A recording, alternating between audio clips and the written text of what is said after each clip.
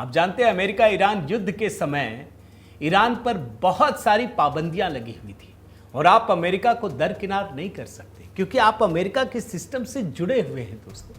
तो ईरान पर जो पाबंदी है वो अगर खत्म हो जाए, आर्थिक नाकेबंदी अगर खत्म हो जाए तो भारत मिडिल ईस्ट और ईरान से बड़े पैमाने पर सस्ता तेल और गैस खरीद सकता है। और ईरान के बारे में जब मैं कह रहा हूं ना दोस्तों, तो एक और चीज जानना जरूरी है।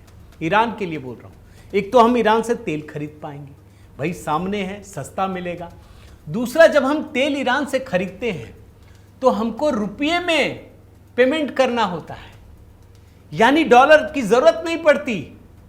यह भारत के लिए बहुत बड़ा असर है, यह भारत के लिए बहुत सस्ता पड़ता है क्योंकि हमको रुपये में पेमेंट करना पड़ता है।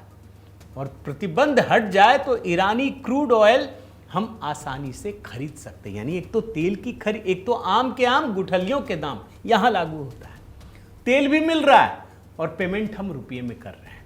चाहबार बंदरगाह, आप जानते हैं ना भारत ने कितना निवेश किया है, बहुत बड़ा निवेश किया है दोस्तों। लेकिन जैसे ही ये युद्ध शुरू हुआ वो सारा निवेश अटक गया। ईरान से हमारे पुराने संबंध हैं।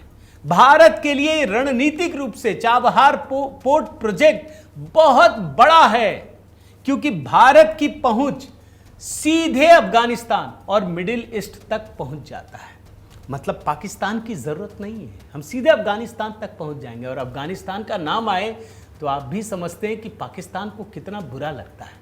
यह रणनीतिक रूप से भी बहुत महत्वपूर्ण है। इसके अलावा दोस्तों international north south transport corridor, इसमें भी तेजी आने की संभावना है। यानी ये जो चाबहार पोर्ट है ये सिर्फ भारत के लिए आर्थिक फायदेमंद का सौदा ही नहीं है बल्कि रणनीतिक रूप से भी महत्वपूर्ण है। इससे अगर सबसे अधिक किसी को बुरा लगेगा, किसी को झटका लगेगा तो वो पाकिस्तान है।